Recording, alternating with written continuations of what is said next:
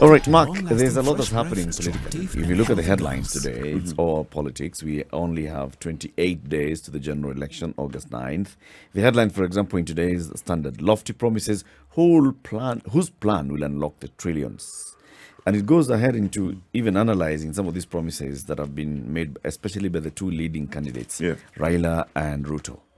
A love seater, cash transfer to each vulnerable household, fast-tracking payment of existing pending bills, boats and fishing gear for all fishing communities and cold storage per constituency with blue economy, every public school with girls to be provided with sanitary towels, 7-year and 3-year tax holiday on youth MSME startups and other MSMEs, retiring civil servants to get state-funding medical cover, emergency medical services for emergency treatment and ensuring free primary health care. These and others are the Raila Odinga campaign promises. Ruto's 100% NHIF coverage for senior citizens within 3 years. Kenya had 2.74 million people aged 60 years and above as of the last census in 2019. Growing agriculture, including lifting 2 million poor farmers from food deficit to surplus producers. Supporting small businesses. Turning around health with projects such as fully financed primary health care. Hiring 20,000 health workers. Paying 50% of salaries of community health workers, bridging the current teachers shortage, double school feeding program budget, setting up a settlement fund to settle the landless. All those are William Ruto promises. And you're asking, hey, promises. Which of these promises looks like realistic? And then if you just think about the campaigns, is this the message that they are taking to the people, or is this the message that is contained in the manifesto, but it's not what they're repeating when they're out there? You know, you ask very pregnant questions as usual, but let me start where I always start with any promise. A promise is only as good as the promiser. So, for example, if I promise you a Ferrari, you know I'm lying, right? Because if I sold everything me and my parents and my siblings own, I can't afford a Ferrari. Correct? So my promise is only as good as the person who's promising it. So let us look then at the character of the people promising and their running mates as they promise. So if you look at Raila Odinga and he promises you something to do with social justice and things like that, you're inclined to believe him because it's something that he has done for decades now. It's something he's positioned himself as a champion of the vulnerable. He's moved the conversation about rights and things like that. So there's credibility there. You look at his running mate, Martha Karua, who's been deeply involved with civil society. In fact, she's the only woman to have tamed Boniface Mwangi enough for him to support someone other than himself for political office. Why? Because she presents herself as the bastion of ethical leadership and things like that. So there is some sort of credibility there. Then you go to William Ruto. William Ruto is a seasoned politician, but he has changed tack from being a run-of-the-mill politician to now being a populist politician, pro-poor politician and things like that. Something that has come up in the last 3-4 years. Now, can you trust him for that? I don't know, because he does not have credentials, for example, in 1992 to be on the side of multi-party. He has not done that. In 2010, he was not on the side of the new constitution. So he is a politician who's growing a new skin. But the one we know definitely what kind of character he has is his running mate, Rigathi Gachagua. And the reason we know is he has given us the benefit of speaking honestly about his intentions. Most recently, he said that one of his intentions when he gets into office is to unfreeze his accounts, buy a house, and then throw a lot of mchele parties. So we must then look at their promises through this lens we're talking about. Where were they in 1992? Where were they in 2010? Where were they in 2018? Because a tiger does not change its stripes. That's number one. Number two, and again, not looking at the promises themselves, the biggest problem with this country is not that we do not have systems that can deliver for the people. We do. The issue with this country has been corruption. Whether you call it 2 billion a day or a third of our budget or 700 billion, the mathematics is the same. If you were to curb this pilfering of our coffers and you are able to secure 700 billion shillings extra into our budget by taming corruption, then I put it to you that all of those promises are doable.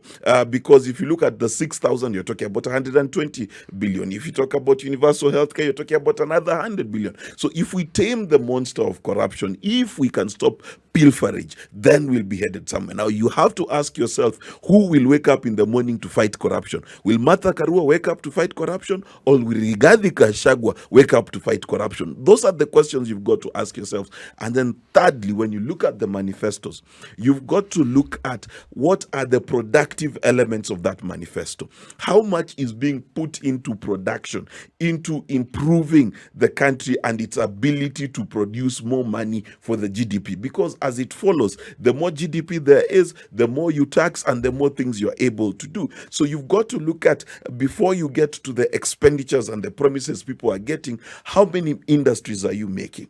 How many new economic fronts are you breaking forth? Which is why Wajakoya's manifesto has become interesting to people, because he is talking about productivity, whether it is hyena gonads he's selling or not, but he's talking about productivity. So the question we've got to ask ourselves, who is going to do those three things? Number one, the character to deliver. Number two, the ability to fight corruption. And number three, the ability to create new industries by which to grow our GDP. Okay. All very well said and done. At the end of it all, the main contenders, Raila and Ruto, have been at the helm of the executive. Yes. Right? At one point or the other. Whether as Prime Minister, which is a co-president under the Constitution then, or as the Deputy President, which is a co-presidency under the Constitution now. Yes. They've both been at that position. And then the assumption here is that they understand the workings of government. They understand the workings of government. They have been fed with information, either political route or the intelligence route, but they have a proper good picture of the lay of the land and the needs of the people. True. So when they're making these promises, one would be assuming that it's because, number one, they have the pulse of the nation, and number two, they know what it would take to unlock whatever it needs to be unlocked in government. Yes? Yes. So if you look at the promises that are being made, and you sit with the two gentlemen and you ask them, they'll both explain to you how it can be done. Yeah. They'll give you, Raila will tell you, yes, if we actually are able to plug these 2 billion shillings that is being pilfered on a daily basis, we are able to raise 144 billion shillings easily, more than that. 144 billion shillings to go into the 6,000 elf-seater for vulnerable people, 2 million families, easy peasy. It sounds easy peasy. Is it easy peasy? Well, you ask a good question. Is it easy peasy? No, it's not. It's not easy. And I'll tell you this because one of the things that is difficult to change is the culture of our people. And the culture of the Kenyan in civil service is the culture of someone who's used to pilfering. It's a culture of people who are more inclined to find ways to steal than to find ways to work. And this has been inculcated on us for decades. So that's number one. Number two is the kind of people they surround themselves with.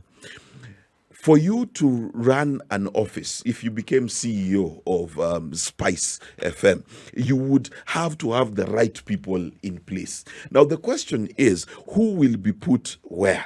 So in Raila Odinga's case, you've got to ask yourself, what role will he give Martha Karua? What role will he give Munya? What role will Eugene Wamalwa play? etc, etc.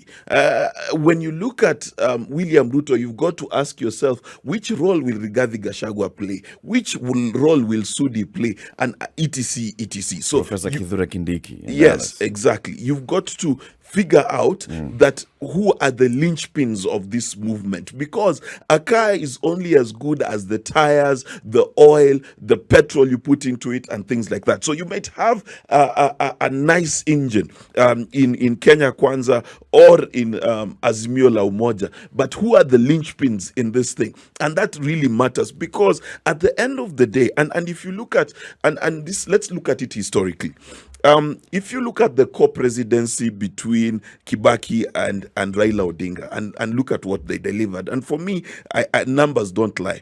We had 12% GDP growth after you promulgated the constitution. That was during the co-presidency of Raila Odinga and Mwai Kibaki.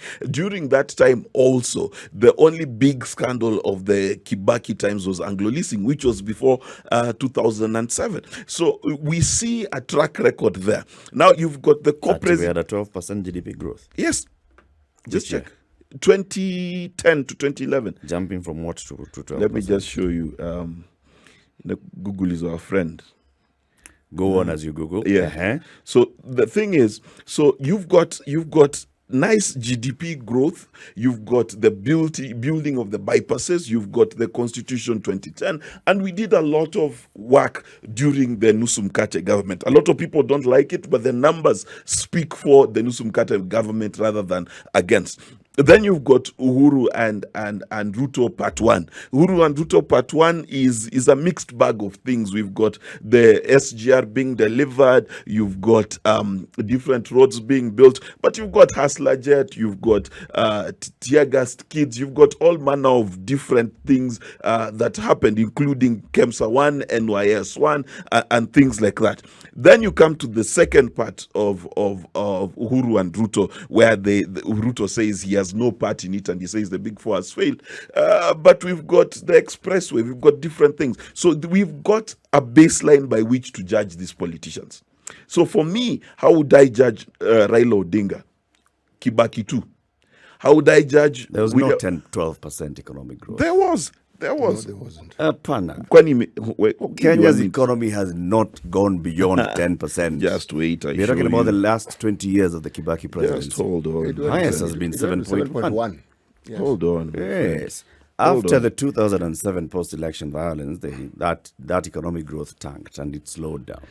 Then it picked up again. Yes. It did. Let me show you. Could have gone to 12. No, we wait to be corrected here. Yeah. But Just let me show you. Let me show you percentage.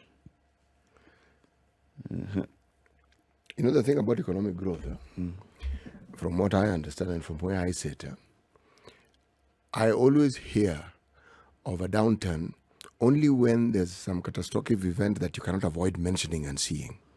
But other than that, every time one talks about economic growth, and then one talks about the manifestations of it and how it is the life of the common man or woman is improved, there's little correlation.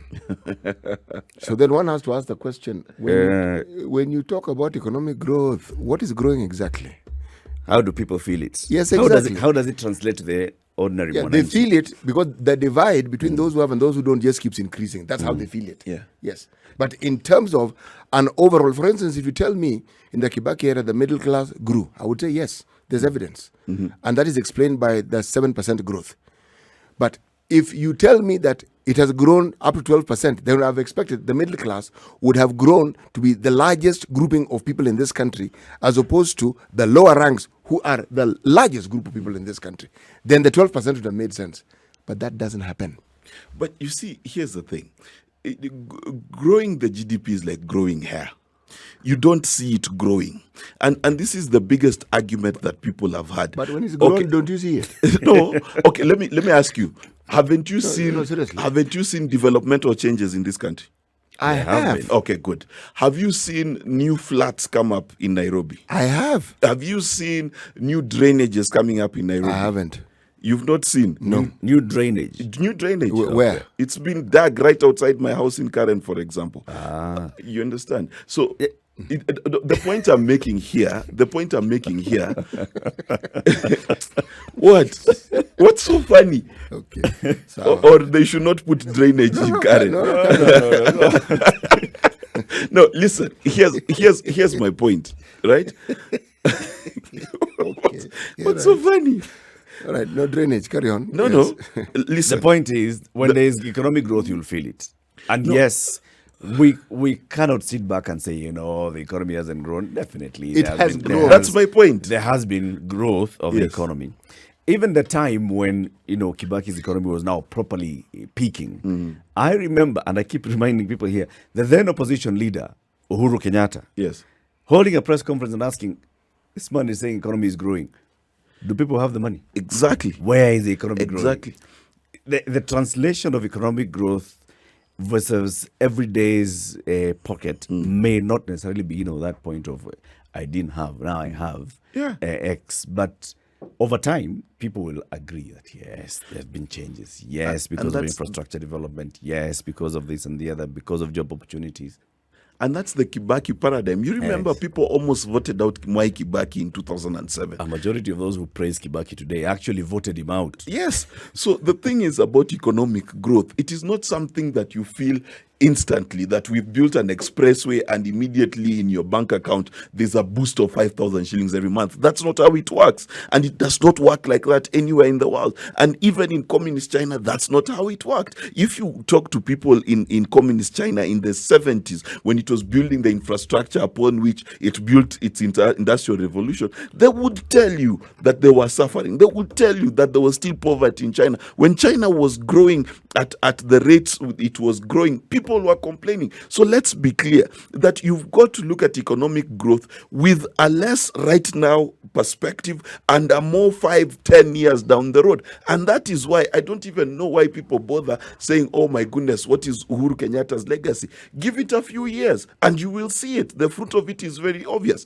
And that's the thing. Even Barack Obama, when he was in office, everyone said that he has not done a good job. Where did the fruit of his work come? During the Trump presidency. Because some things are not short term. That's not how it works. Because how Kenya, for example, in the last 10 years, has spent a lot of money building infrastructure. How many of us are in roads? Very few of us. So the people who are in roads and in construction have felt the boom. The rest of us have not. That infrastructure will only benefit us when we do the next logical thing, which is building industries. Can you allow me to disagree with you? Just Of course. slightly. You see, everything you say is true.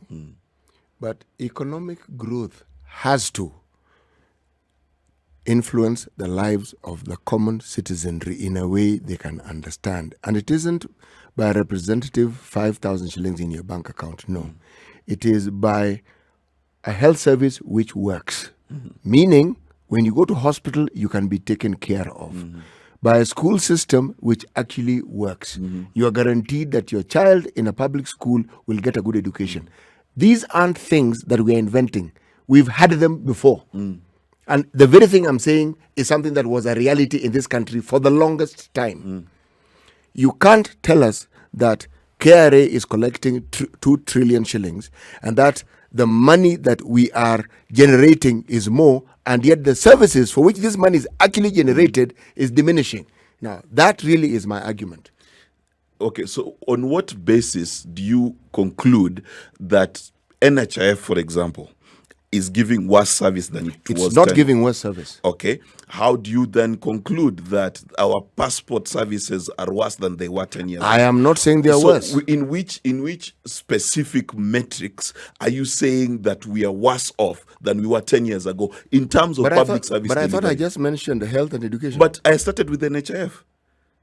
Has NHIF improved? It's part of our healthcare. Oh, no. NHIF working and you receiving services are two very different things. Okay, let me ask. Two very different Let me things. ask. I may have an NHIF card and I may go to hospital. Are you saying less people are accessing health services today I'm than they saying were the 10 health years services ago? you are accessing doesn't meet the very basic quotient of a health service, because you will not necessarily get the drugs that you need and you may not necessarily get the service that you're looking for. Is it better or worse than 10 years ago? That's a question. Oh, no, not 10. I've gone beyond 10. It is worse. Done? No. 15 years ago? Worse. Worse than 15 years Yes, ago. worse. Are you sure, City? Yes, I'm positive. Okay, let's start here. How many ICUs did we have? 10 no. years? That isn't the measure of a good health system. But you see, A good health system is measured by the basic primary care that is afforded and offered and is available. my good friend, your argument is it falls apart every time we go granular. Because whichever metric you take, okay, and you take, for example, number of hospital beds, they have increased. If you look at number of schools, increased. If you look at the number of teachers, increased. Actually, no. Teachers, everything you're saying isn't what you say it is. So the number of beds in bed capacity in this country has not increased. Bed capacity has increased, but more so in the private sector. Where people benefit from healthcare service is the majority is in the public. You're talking about schools increasing. The number of schools that keep increasing are not the public schools to the numbers that are required. It is the private schools. So tell me. No, question. Where are you getting this information? Oh, but it's information that is available to anybody. Question. How many hospitals has the government built in the last 10 Why years? don't I just take you to the Kenya Bureau of Statistics and look at that? Because all these statistics I'm talking about, if you go to the Kenya Bureau of Statistics, you will find them. So we've not built We've built clinics. many schools. Okay. No, question. What is the role of government? The role of government? You tell me, because you seem to understand it better You than see, I do. here's the thing. When you talk about both the private sector growing, that private sector growth is facilitated by who? Facilitated by those who are growing it. No, part of the role of government is to facilitate growth. And we know this. I'll give you an example. In the world of schools, let's take schools, okay? In the United States, the best universities are which ones? Yale, Harvard. Yes. Are they government or private? The private. Okay. So does the United States take pride in those universities? I'm sure they do. Okay. So is there anything wrong with the government facilitating private sector to grow? But I haven't said there's Social anything equity, wrong. we could argue. I haven't said there's anything Let's wrong. take a break. 28 minutes to 9. Kenya's biggest conversation. Mark BICHACHI is a political analyst. He's here with us in the studio. We are talking about the state of the nation, the kind of politics that we are seeing, and just analyzing that 28 days to the general election. As we go into this general election, we have to keep harping this on all of us. It doesn't matter what tribe you come from. It doesn't matter what neighborhood you come from. It doesn't matter. What should matter is that we are all Kenyans. And as we go into the election, it's about election bila noma. The National Cohesion and Integration Commission has launched this campaign of election bila noma, telling everybody, penda jirani yako, accept their choice of candidate, whether it's for MCA, for governor, for president. Everybody, accept everybody's choice.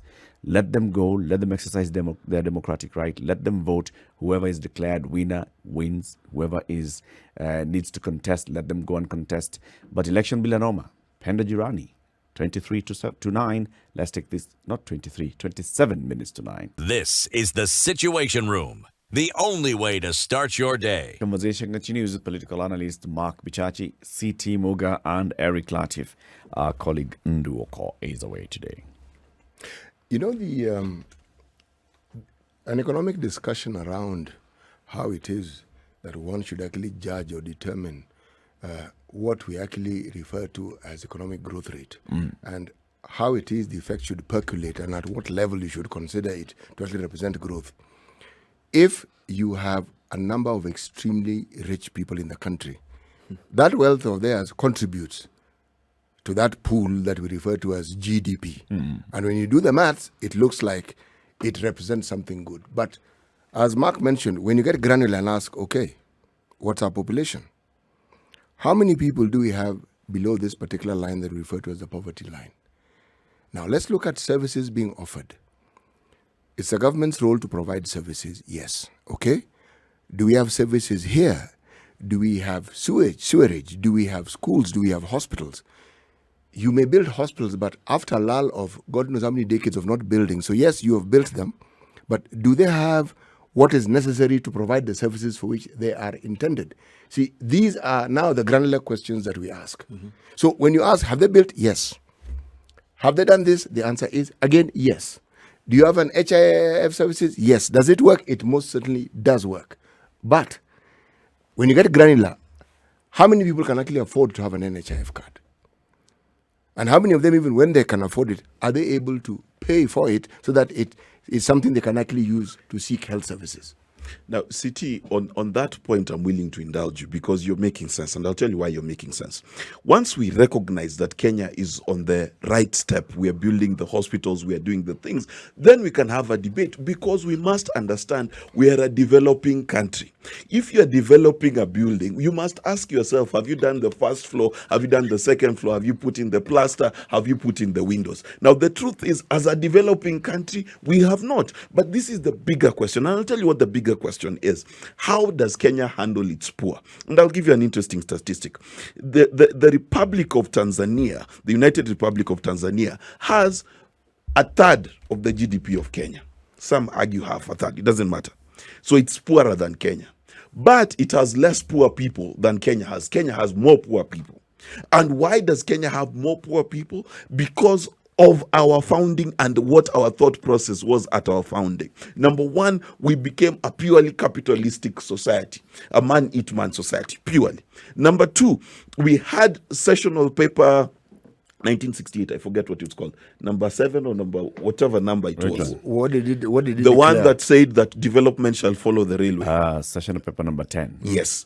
And now that what it did is it marginalized huge parts of our population, which we ignored and decided they are not fruitful and useful for us. Now, are we fixing these issues? Number one, devolution.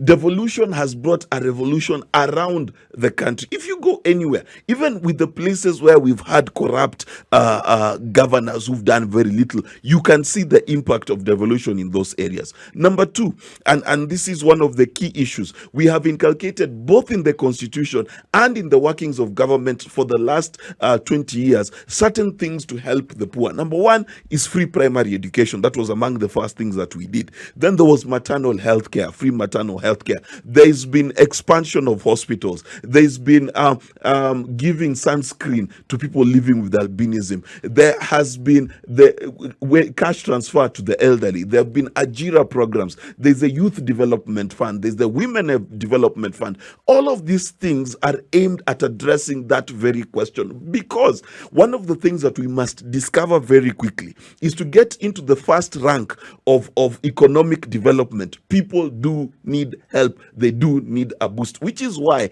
I've always been a proponent of universal basic income. It is a concept that's not done anywhere in the world. The Swiss have tried it out. I think it is something that we need to do, because there will always be people, like Jesus said, that will be so poor that they cannot afford to start climbing that economic ladder, which is part of the reason why I totally support the 6,000 bob cash transfer to the most needy families. Because if you can't eat, you don't have shelter, you cannot think economics. So Kenya does have a problem. Its problem is not economic development. Its problem has always been how we treat the poor. That has been the issue, and that's where Tanzania beats us. Tanzania has always had a system of ujamaa which has been socialized into them, so they lift each other up. Kenya is a selfish society, and that is not just a governmental thing, it is a societal thing, and that's where the transformation needs to happen. So when you talk about trickle down, it will never get to the bottom. And that's why even if you do what kind of fund, youth enterprise fund, women fund, why do you think the women living in hunger will not apply for the women enterprise fund? What enterprise are you going to think about when you're hungry? The only thing that occupies your brain is food. What are you saying, Mark? No, let me tell you, it is a You've said non-fact. the youth enterprise fund, all these funds are good, and then you're saying, but they'll never reach the people. No, who I'm are saying, intended to benefit from it. What are you saying? The people at the bottom, who are suffering hunger the world over, will not think of coming together, going to a website, applying for a fund that says they must have a project they're doing. It will not happen. Okay. And that's why I said what's the role of government in supporting those That's people? why I said I support the cash transfer, because it is a mirror of universal basic income, which is a concept I believe in. Do you think it has sufficiently been rolled out? We have a cash transfer already in the Inua Jamii program. Yes. All right. Gives 2,000 shillings to the vulnerable, the elderly, Yes. the orphans, and persons with severe disability. Yes. Not all of them. Yeah. Not all the elderly people are getting this. True. Not all the vulnerable and orphans are getting this. Not all the persons with severe disability are getting this. True. Okay. So we increase the amount and we seek to increase maybe the number of households. Yes. 2 million households to be specific. So it's still a drop in the ocean. You see, and here's the Because thing. you're talking about people who are vulnerable. What happens to those that are not in this net, the safety net? Exactly. Not only that, this number keeps increasing, by the way. Huh? Which one? Those vulnerable, the Yes. 2 million, that number is no longer 2 million. It is more than 2 million. Here's The the thing. plan by Azimio is to capture 2 million households Yes. and give them 6,000 shillings every day. Yes. Every month, sorry. Yeah. Here's the thing, and we need to be quite cognizant of this fact that number one, we are a developing country. You know, I think there's something about us Kenyans that we do not recognize where we are. We are a developing country. We've got many competing interests. For example, the last two presidents, Mwai Kibaki and Uhuru Kenyatta, had to contend with 24 years of an infrastructure deficit. They had to contend with electricity being only distributed to 2 million people. They had to contend with the amount of piped water that was available to Kenyans across the country. We have many competing interests. But the thing is about a developing country is you start a project, you start reaching those who you can, and you hope to expand. But what is the most important thing? The most important thing about this 6,000 bob is not just that it gets to 2 million families, is that it gives them a way of making decisions and a path for themselves to chart a way to their future. Why? Because when you know you've got 6,000 bob, you can eat. That allows your mind to begin to dream. And that's the most important thing. Because what we want is not just a charity society. We want a society where every Kenyan has the ability to contribute to the economic activities of this country. That is the biggest question. And to do so, we cannot say that we are going to wait on distributing these resources until we are able to capture everyone. No, in fact, if you have 6,000 bob for one person as a government, I support you start with that one person, because that's how we change the country. Kenya is developing. You know, we where are I not agree with developed you. yet. I agree with you on several of those points. You know, we are developing. Yes, we need to start somewhere. Yes, Kibaki, Uhuru are catching up on infrastructure. Yes. The manifesto of the the four presidential candidates is actually now focusing not on infrastructure development, but on the other things, on growing the economy, on social protection and support. If you look at the social protection and support for Azimio, the 6,000 shillings, the giving access to health with Babacare and all, Ruto's social protection and support, NHIF, ensuring that NHIF, everybody is on NHIF, ensuring that there's a doubling of the school feeding program. School feeding program, just by that alone, you have addressed the nutritional needs of millions of Kenyan children. Yes. Setting up a settlement fund to settle the landless. That also gives them some dignity and something that they can use as a factor of production. True. Okay. The question then would be for us to interrogate which of these sounds plausible, which of these comes in with a nice formula of how to attain it. So here's the Because all these things are always being put into manifesto and always being put into promises. It's like before this, the way we used to see politicians come and say, nitalete barabara, nitajenga hospitali, na mashule, and then you just don't know how will you do it. Same is being promised here to us. You know, how will you do it? How will you ensure that you have doubled the number of schools, public schools that are accessing school feeding program? And then what happens to those areas we were talking during the break? If you go to many of the slum areas in Nairobi, they actually don't have public schools. Many of those children in the low-income areas of Nairobi don't have access to a public school near them. They are going to a private school. It's costing them. The meal that the children are eating at lunch or the uji they are being given at break, those that are lucky, they are paying for it.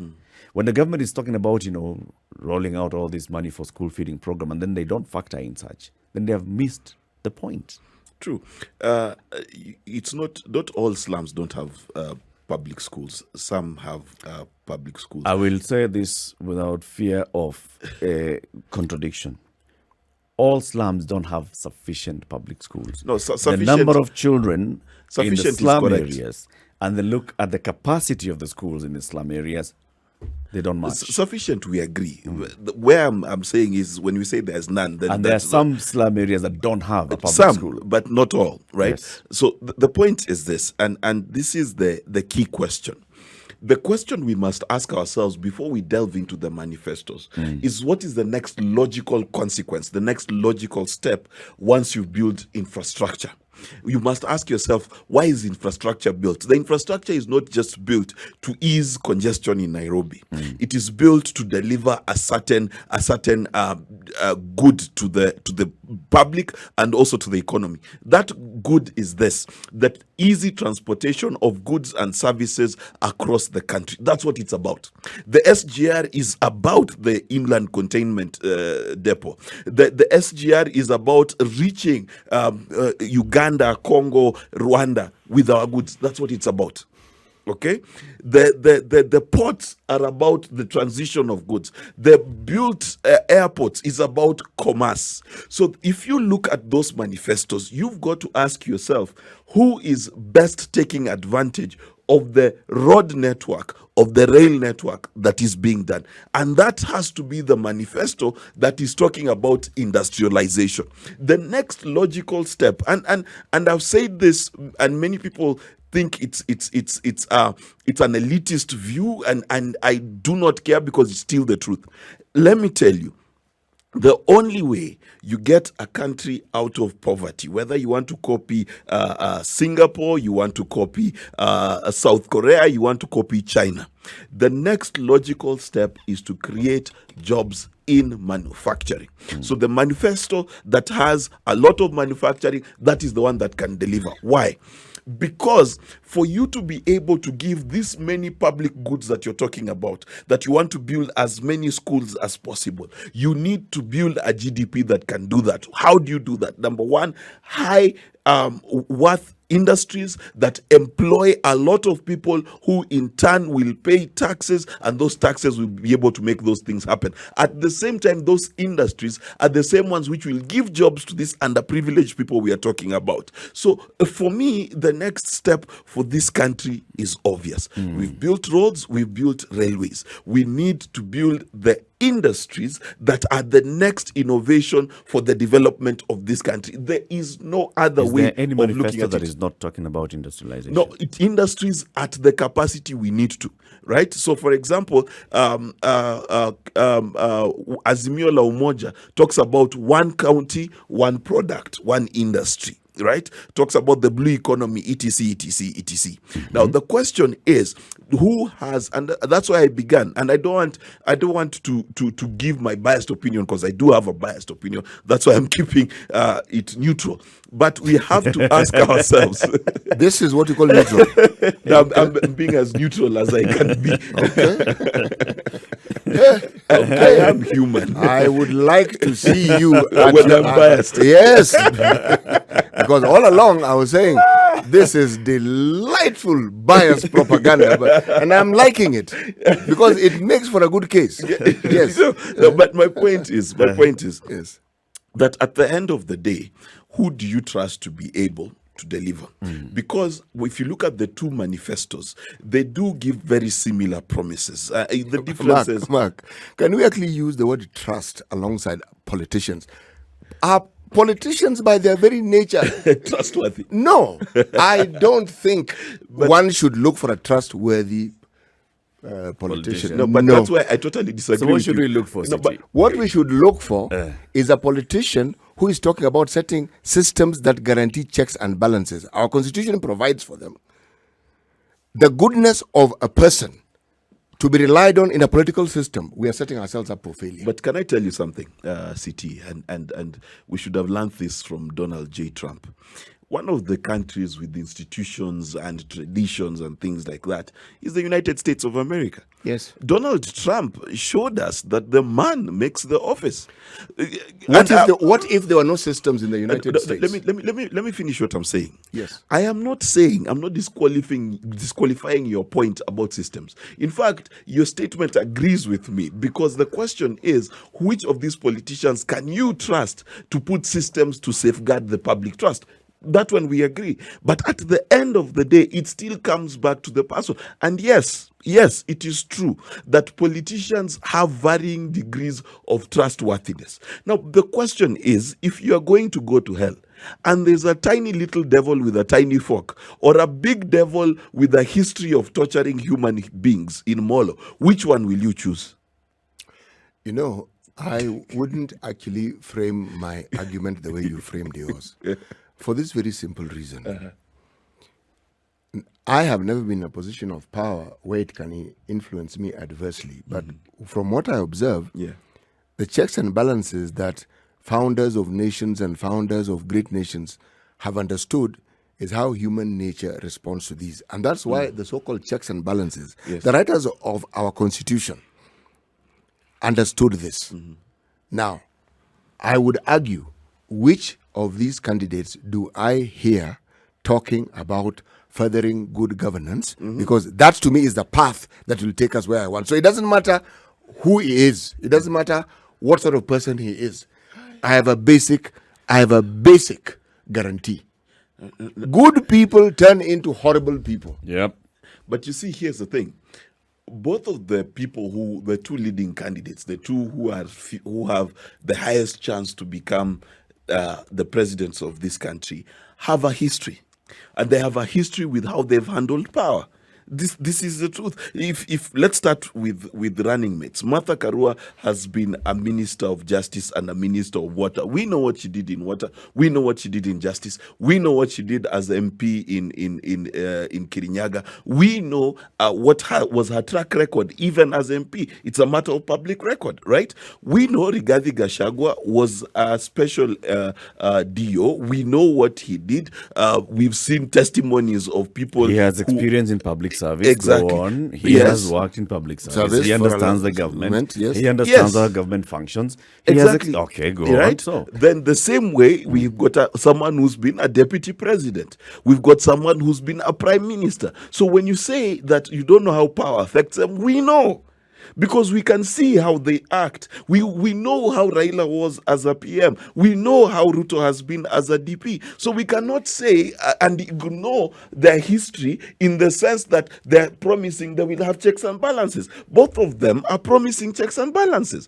In fact, if you look at in our Zekana agenda, I think it's agenda number 7, it's talking about good governance. It is a part of the top 10 agendas. When you look at William Ruto, he's talking about dealing with state capture. He's looking into how he's going to change IPOA and things like that. So the truth is, if you look at the face of it, of these two manifestos, you'll be spoiled for choice. But who is promising? This is the key question. both of them are promising. But who? What is their character?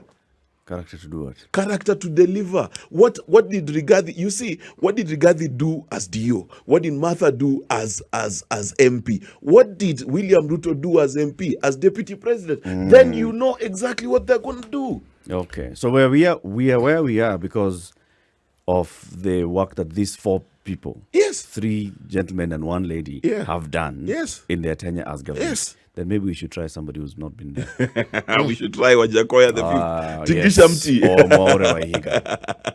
Because clearly, if we are going to use track records, then do we have anything really brilliant to talk about? Well, You'll have something brilliant, you'll have something not so brilliant to talk about each of them. but that's the thing. That's the point. You've got to make that decision. You've got to choose the lesser of 2 evils. You know, There's no less of what Mark is saying works beautifully so long as we're discussing the theory of it. Yeah. The reasons why people elect the people they elect has nothing to do whatsoever with one's track record, one's whatever. You know that, Mark? We all know that. Yes. So, if we were to have a useful argument, maybe the next time you come is, how do you ensure that people who make promises keep their promises? But now, you see, the question is, and this is why shows like this exist. Shows like this exist to give thought leadership.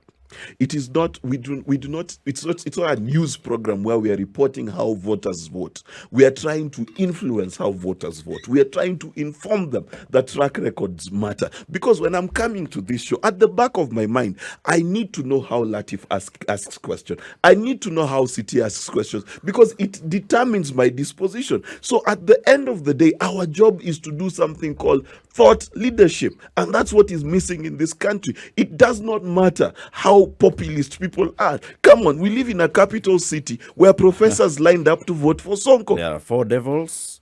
The bigger thing is choose one of the 4 devils. And the biggest of them all is to make sure that the devil that you choose, you hold him to account. Thank you very much. That we can agree on.